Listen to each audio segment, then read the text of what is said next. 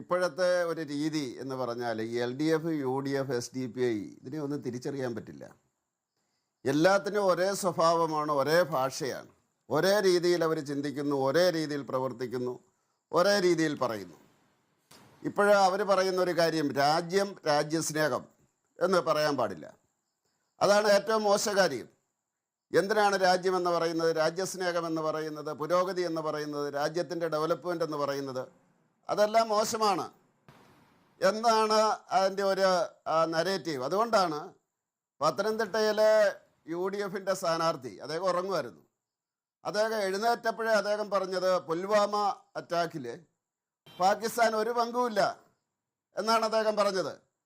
SDPക്ക് പിന്നെ പിന്തുണച്ചില്ലേ ഉള്ളൂ നമുക്ക് അത്ഭുതപ്പെടാനുള്ളത്. പക്ഷേ ശ്രീ ജോർജ് കുര്യനോട് ദീപ്തി മേരി വർഗീസ് ചോദിക്കുന്ന ഒരൊറ്റ കാര്യമേ ഉള്ളൂ.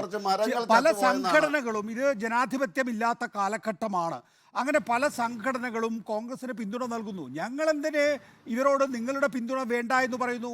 മാത്രമല്ല ഇതൊക്കെ സംഘടനകളാണ്, വ്യക്തികളാണ് വോട്ട് ചെയ്യുന്നത്. വ്യക്തികളുടെ വോട്ട് വേണ്ട എന്നൊരു പ്രസ്ഥാനത്തിന് എങ്ങനെ പറയാൻ കഴിയും ശ്രീ ജോർജ് കുര്യൻ? അതാണ് ഞാൻ പറഞ്ഞു വരുന്നത്.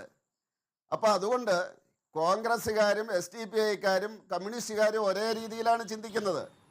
അതുകൊണ്ട് കോൺഗ്രസ്സുകാർ പറയില്ല SDPIയുടെ വോട്ട് വേണ്ട എന്ന് കോൺഗ്രസ്സുകാർക്ക് പറയാൻ സാധിക്കില്ല. കാരണം അവരുണ്ടാക്കി വച്ചിരിക്കുന്ന ഒരു ആശയഗതി, അടിത്തറ എന്ന് പറയുന്നത് ഇതാണ്.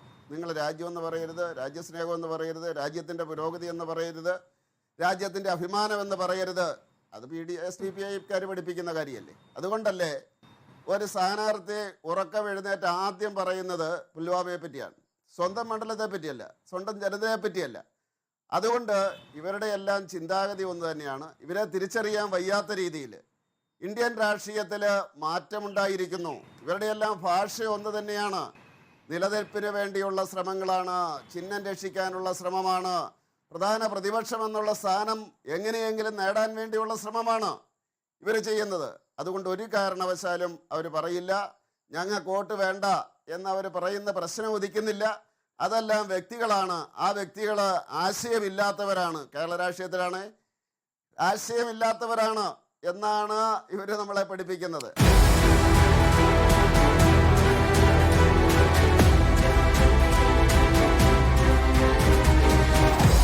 Debate with MV Nikesh Kumar.